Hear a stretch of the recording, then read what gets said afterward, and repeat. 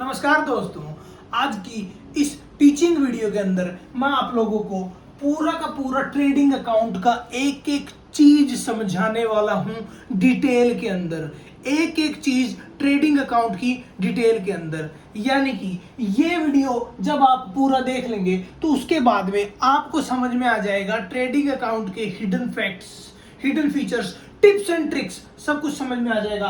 बस आप इसको देखना शुरू कीजिए वीडियो को मेरे साथ साथ। सबसे पहले सेल्स जो होती है, तो सेल्स जो होती है यानी जितना भी सामान हमने बेचा है उस सामान के अंदर कितना प्रॉफिट भी है, तो इस सामान की कॉस्ट प्लस प्रॉफिट के ऊपर ये रिकॉर्ड किया जाता है।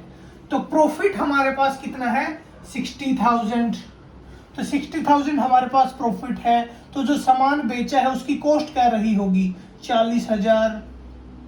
इसी को हम कॉस्ट ऑफ गुड सोल्ड भी कह देते हैं। Cost of good sold, good sold. और क्लोजिंग स्टॉक, क्लोजिंग स्टॉक हमेशा कॉस्ट और एनआरवी, नेट रियलाइजेबल वैल्यू, लेकिन जनरली जो होता है वो कॉस्ट के ऊपर ही रिकॉर्ड किया जाता है।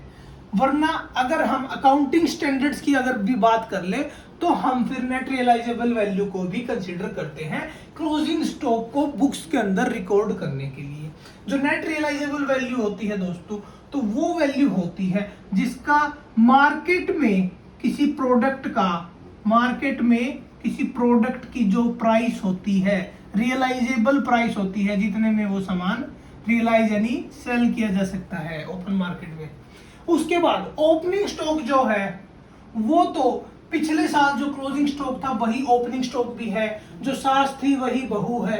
तो वही बात है, क्लोजिंग स्टॉक 20,000, ओपनिंग स्टॉक 10,000। पिछले साल का जो क्लोजिंग स्टॉक रहा होगा वो 20,000 रहा होगा और इस साल ओपनिंग स्टॉक 10,000 है।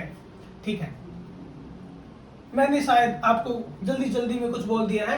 पिछले साल क्लोजिंग स्टॉक 10,000 था, तो इसी साल ओपनिंग स्टॉक भी 10,000 है, ये चेंज नहीं होगा। उसके बाद में जो सामान परचेज किया, ये खरीद है बिजनेस की, और खरीद हमेशा कॉस्ट प्राइस पे होती है। जितनी कॉस्ट लगी उतने ही अमाउंट पे हमने इसको रिकॉर्ड कर दिया। प्लस में हो सकता है परचेज के अंदर ही ये अमाउंट भी ऐड कर दी जाए, लेकिन जो कैरीज इनवर्ड, जो सामान को दुकान तक, बिजनेस प्लेस तक लाने की जो कॉस्ट होती है, जो कैरीज इनवर्ड कॉस्ट होती है, उस अमाउंट को भी ट्रेडिंग अकाउंट में ही लिखना पड़ेगा। परचेज के साथ में, परचेज में ऐड भी करके लिख दिया जाता है, लेकिन जो अच्छी रिप्रेजेंटिंग अच्छी प्रैक्टिस है, अकाउंटिंग प्रैक्टिस, वो है कि अलग से आप दिखाओ उस कॉस्ट को।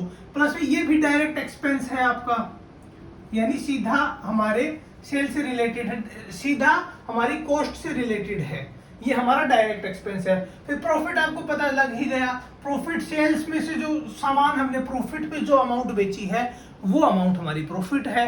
तो यहाँ पर ग्रोस प्रॉफिट हमारा 60,000 है, ओपनिंग स्टॉक 10,000 है जो पिछली साल से उठ कर आया है, परचेज हमारी 40,000 है, 40,000 का सामान खरीदा है, 10,000 उस सामान को यहाँ तक लाने की कॉस्ट लग गई है, तो वो हमने रिकॉर्ड कर लिया। उसके बाद में कॉस्ट ऑफ गुड सोल्ड मैंने आपको बता दिया 40,000, यानी 1,00,000 में से अगर मैं प्रॉफिट अगर निकाल दूं, सेल्स के अंदर से अगर मैं प्रॉफिट निकाल दूं तो मेरा कॉस्ट ऑफ गुड सोल्ड मेरे को मिल जाएगा। और अगर कॉस्ट ऑफ गुड सोल्ड निकालने का एक और तरीका अगर ट्रेडिंग अकाउंट की उसमें बात करूं, तो opening stock plus purchase plus other direct expense minus closing stock करोगे तब भी आपका cost of good sold same आएगा।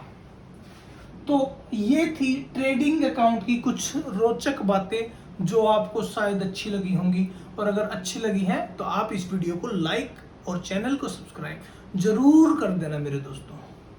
तब तक के लिए धन्यवाद।